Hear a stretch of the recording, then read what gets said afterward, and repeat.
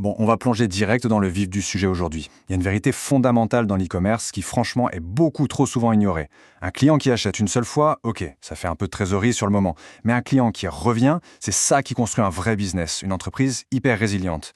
Pourtant, quand on regarde comment les choses se passent en ce moment, c'est fou à quel point les priorités sont complètement inversées. Dans cette analyse, on va vraiment décortiquer pourquoi cette dynamique est super dangereuse et surtout comment on peut s'en échapper. Alors la question qu'on doit tous se poser, c'est pourquoi une si grande majorité de boutiques en ligne semblent tourner complètement à vide. En fait, le problème de fond, c'est cette obsession maladive pour la toute première vente. Tout est pensé, optimisé et financé à fond pour ce premier achat. Et pendant ce temps-là, la mécanique dont on a besoin pour générer un deuxième achat, elle passe complètement à la trappe.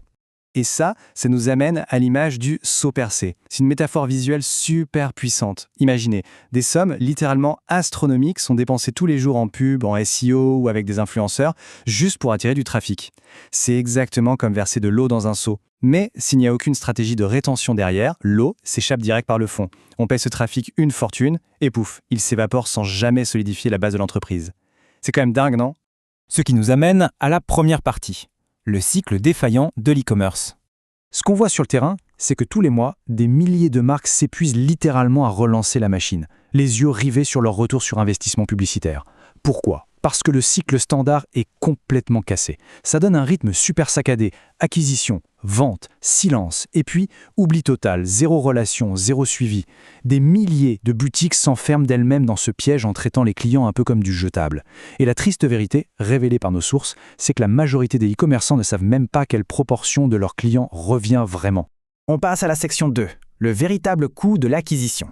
Parce qu'il y a un vrai poids financier caché là-dessous, qui plombe la rentabilité. Les coûts d'affichage explosent, les algorithmes sont instables, la concurrence est ultra agressive, bref, l'acquisition coûte de plus en plus cher. Il suffit de comparer ces deux approches pour bien comprendre. Prenez la boutique A, elle dépense 20 € pour acquérir un client qui fait un seul achat de 40 €. Bon, une fois les frais déduits, le bénéfice réel, zéro. Nada. Maintenant, regardez la boutique B. Elle dépense les mêmes 20 € pour le même premier achat, sauf que ce client, il revient 3 fois. Résultat des courses, 120 € de revenus générés avec un seul coût d'acquisition. C'est exactement là que tout bascule. En fait, tout est résumé dans cette phrase très juste. Le problème n'est pas le coût d'acquisition, le problème est de ne l'amortir qu'une seule fois. C'est ça la clé. Ne pas réussir à retenir un client, c'est littéralement jeter son investissement par les fenêtres.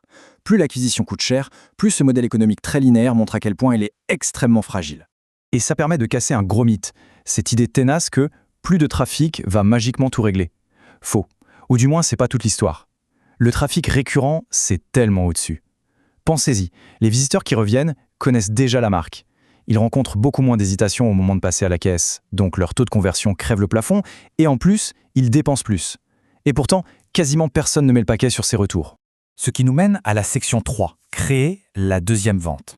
Les boutiques qui cartonnent vraiment ne font pas juste de la transaction bête et méchante, elles créent de vrais écosystèmes.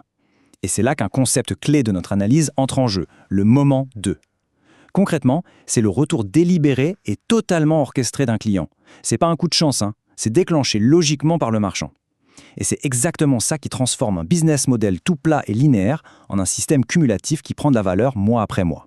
Regardez comment ça se matérialise en vrai. Prenons l'exemple de la poudre de protéines.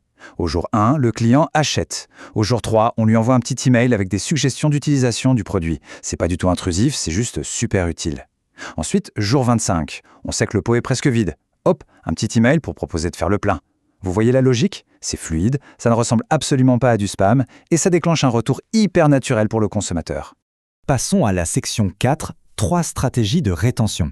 Et pour vous montrer que ça marche vraiment partout, pas juste dans les compléments alimentaires, on va regarder comment ça s'applique dans des niches qui n'ont rien à voir. Regardez, dans la mode, par exemple, on peut envoyer des conseils de style après l'achat et proposer des articles assortis. Ça engage énormément.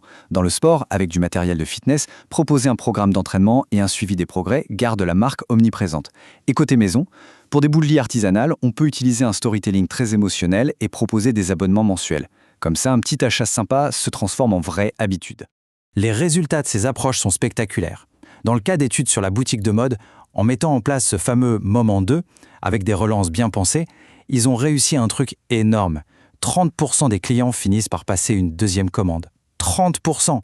Et le meilleur dans tout ça, c'est que le panier moyen de ce deuxième achat est bien plus élevé, passant carrément de 60 à 75 €. Le chiffre d'affaires par client a littéralement explosé. Il y a une vraie philosophie derrière ça, surtout évidente dans l'exemple du sport. En fait, les clients ne reviennent pas juste pour acheter un truc, ils reviennent pour progresser. En leur apportant une valeur en continu, genre un programme d'entraînement gratuit, eh bien, l'achat de vos produits complémentaires devient juste l'étape naturelle de leur propre progression. On arrive enfin à notre dernière partie, la section 5 de la transaction au système.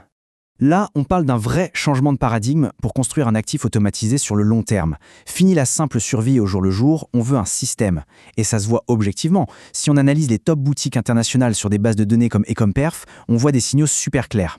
Les visiteurs vont beaucoup plus loin dans l'arborescence du site, ils reviennent plein de fois et ils interagissent avec des gammes de produits très variées. C'est pas de la magie, c'est le résultat d'une architecture pensée à 100% pour la rétention. D'ailleurs, il y a une révélation énorme à faire ici. Un client satisfait, eh bien, ce n'est pas forcément un client fidèle. C'est fou quand on y pense.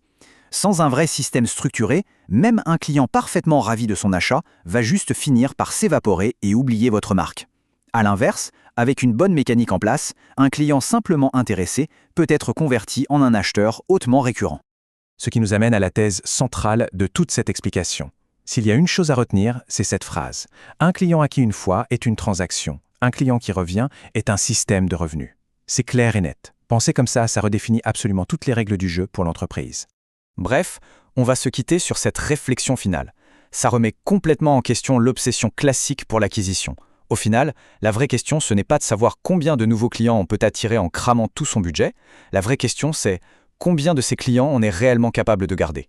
Et ça, c'est vraiment la question fondamentale pour bâtir la réussite de n'importe quel e-commerce.